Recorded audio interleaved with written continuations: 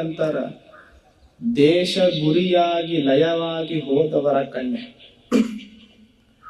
ಕಾಮ ಗುರಿಯಾಗಿ ಲಯವಾಗಿ ಹೋದವರನ್ನೂ ಕಂಡೆ, ತಮಂದ ಗುರಿಯಾಗಿ ಬೆಂದು ಹೋದವರನ ಕಂಡೆ, ನೀ ಗುರಿಯಾಗಿ ಲಯವಾಗಿ ಹೋದವರನ್ನೊಬ್ಬರನ ಕಾಣೆ ಗುಹೇಶ್ವರ. ಹೆಣ್ಣಿಗಾಗಿ ಕೋಟಿ ಜನ ಹುಚ್ಚು ಮನುಜರು ಸತ್ತಾರ, ಮಣ್ಣಿಗಾಗಿನೂ ಸತ್ತಾರ, ಹೊನ್ನಿಗಾಗಿನೂ ಸತ್ತಾರ. ಆದ್ರ ಗುಹೇಶ್ವರ ದೇವ ಸೃಷ್ಟಿಕರ್ತ ಗುರುದೇವನೇ ನಿನಗಾಗಿ ಸತ್ತವರನ್ನು ಒಟ್ಟ ಕಂಡೇ ಇಲ್ಲ ನಾನಂತ ಅಲ್ಲಮರು ಹೇಳ್ತಾರೆ. ನಮಗ್ ಕಷ್ಟ ಬಂದ್ರಷ್ಟೇ ಕಾಸ್ಕತ್ ಮುದ್ದೆ, ನಮಗ ಕಷ್ಟಗಳು ಬಂದ್ರಷ್ಟೇ ದೇವರು. ನಮಗ್ ಕಷ್ಟನೇ ಬರ್ಲಿಲ್ಲ ಅಂದ್ರ I am god is great.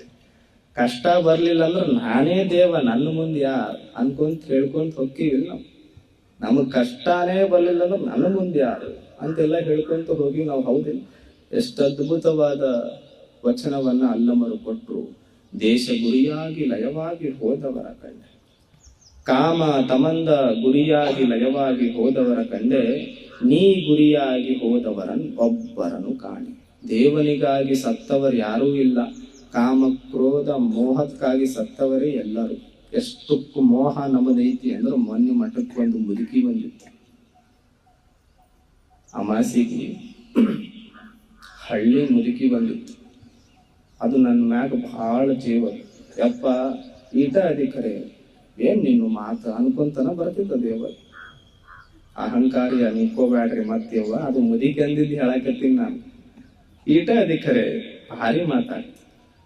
ಆಯ್ತವ್ವ, ಏನ್ ಕೆಲಸ? ಆರಾಮದಿನಪ್ಪ, ಎಲ್ಲ ನಿನ್ನ ಆಶೀರ್ವಾದ, ಏನೂ ತೊಂದರೆ ಇಲ್ಲ ನನಗೆ. ಬಿಳಿ ಕೂದ್ಲ, ಬೆನ್ನು ಬಾಗ್ಯಾಗ ಕೈಯಾಗ ಕಟಿಗೆ ಹಿಡ್ಕೊಂಡು ಬಂದಿತ್ತು.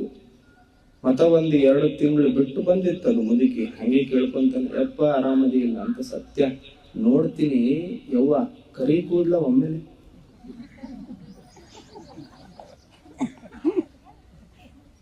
ದೇಶ ಗುರಿಯಾಗಿ ಲಯವಾಗಿ ಹೋದವರ ಕಂಡೆ, ಒಮ್ಮದೊಮ್ಮಲೆ ಕರಿ ಕೂದ್ಲ. ನಾನಂದ್ಯ, ಅಜ್ಜಿ ಏನ್ ನಿಂದು ಪವಾಡ ಅಂದನ. ಮುದುಕಿ ಅಂತೂ ಸನ್ಯಾಸಿ ಕಪ್ಪು ಕುಂದ್ರು, ನಿನಗೆ ಗೊತ್ತಾಗಲ್ಲ ಅಂತ. ಸನ್ಯಾಸಿ ನಿನಗೆ ಗೊತ್ತಾಗುದಿಲ್ಲ, ಸುಮ್ಮಿರು. ಆಯ್ತವ್ವ, ಏನಾರ ಮಾಡಿ ಹೇಳು, ಸುಮ್ ಕೇಳಿದಾನ. ಮುದುಕಿ ಅಂತೂ ಬಿಳಿ ಕೂದಲು ಏನು ಕೊಟ್ಟಿದ್ನಲ್ಲ ಅದು ಕಾಸ್ಕ ತಪ್ಪನ ಪವಾಡ, ಕರಿ ಕೂದಲು ಏನೈತಲ್ಲ ಇದು ಸ್ಟೇಷನರ್ ಅಂಗಡಿಯವ್ರ ಪವಾಡ. ನಮಗ್ ಒಟ್ಟ ಬಿಳಿ ಕೂದ್ಲ ಬರ್ಲೇಬಾರ್ದು ನಮಗ. ನೆರೆಕೆನ್ನೆಗೆ ತೆರೆಗಲ್ಲಕ್ಕೆ ಶರೀರ ಗೂಡು ಹೋಗದ ಮುನ್ನ, ಕೋಲು ಹಿಡಿಯುವ ಮುನ್ನ. ಹೇಳಿಲ್ಲೇನು ಎಷ್ಟು ಅದ್ಭುತ ಅಪ್ಪ ಬಸವಣ್ಣ.